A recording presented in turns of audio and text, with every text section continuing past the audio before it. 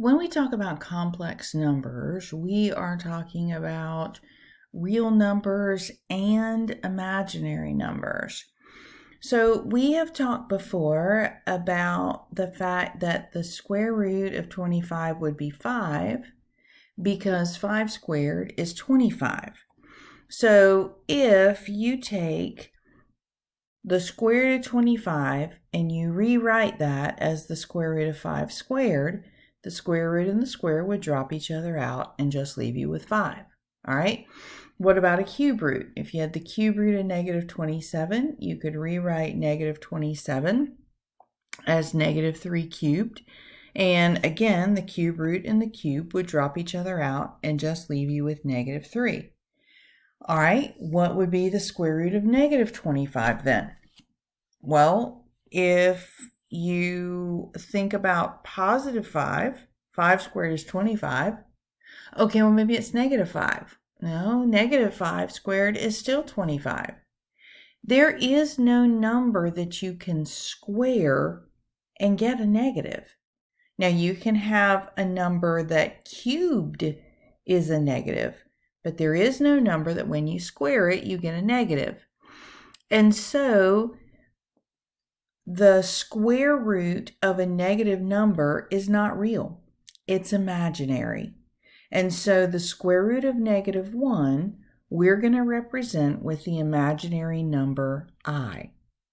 So that will enable us, if we have the square root of negative 25, we can pull out that negative 1 and we would just have the square root of 25 times the square root of negative 1. Okay, we know that the square root of 25 is just as we said up here, it's the square root of 5 squared. So we could pull out that 5, and then the square root of negative 1 would be I. All right, look at the next one. We have the square root of negative 50. So again, let's pull out that negative 1. And so we'll have the square root of 50 times the square root of negative 1. All right, so 50, of course, is going to be 25 times 2. I can't do anything with that square root of 2, but the square root of 25 is 5. So again, we had 2 5s, so we can pull 1 out. And then the square root of negative 1 is I. Now, notice that when we write this, we put the I at the end. We're going to talk about standard form in just a minute, and that is why the I is at the end. But notice that it is not under the radical. The radical ends right there. When we took the negative 1 out from under the radical, the I is no longer under the radical. All right, look at the next one. So for the next one, negative 8, let's take our negative and separate it out. And then we've got 8, 2 times 2 times 2, or 2 times 4. And then here's our x squared, y cubed, z.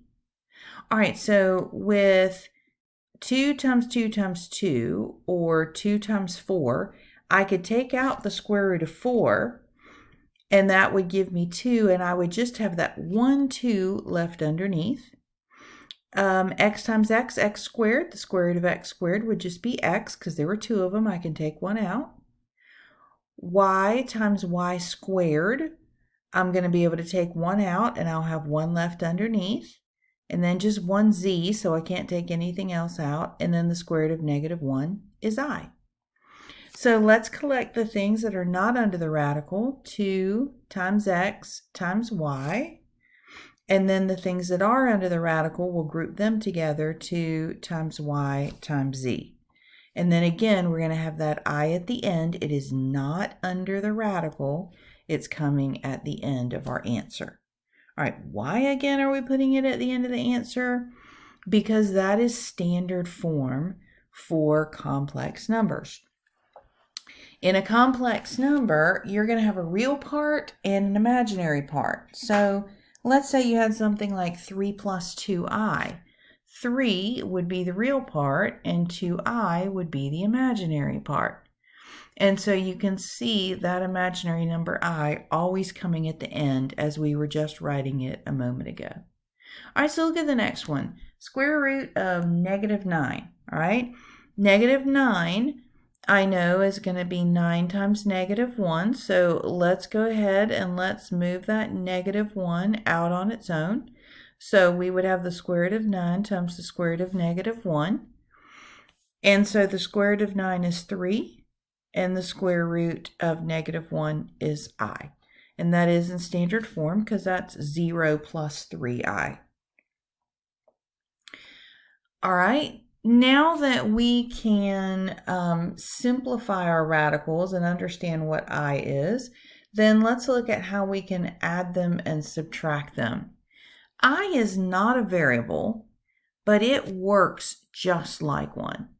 So when I want to combine like terms, of course I can combine 3 and 2 as 5, but -4i and +5i is going to combine just as if it was -4x and +5x. If you combine that, you'd have a +1x, right? So a -4i and a +5i is just going to be a +1i. All right, what if we're subtracting them? Well, if we're subtracting, don't forget you've got to distribute this negative to everything that comes after it, so it changes all the signs that come after it, right? So that's going to be a -1 times -11 is +11. -1 times -2i is +2i. So again, combining like terms, we could say 3 and 11 is going to give us 14. And then 7i and 2i is going to be 9i, just like 7x and 2x would be 9x. Now, you can also do these on your calculator. So grab your graphing calculator, if you would please. On your graphing calculator, you're going to need to switch it into A plus BI mode. Most likely your calculator is in real mode. So in order to do that, you're just going to hit your mode button.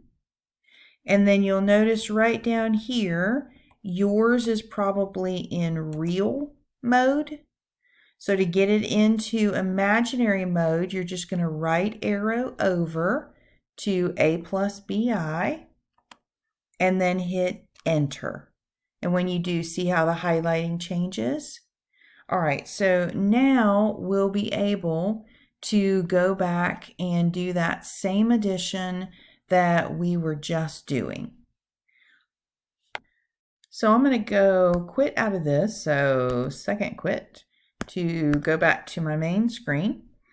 And so I can say 3 minus 4, and where I get I, see right here above the decimal, you have an I in blue, so we're going to do second and then decimal to get I. All right, so 3 minus 4i plus 2 plus 5i.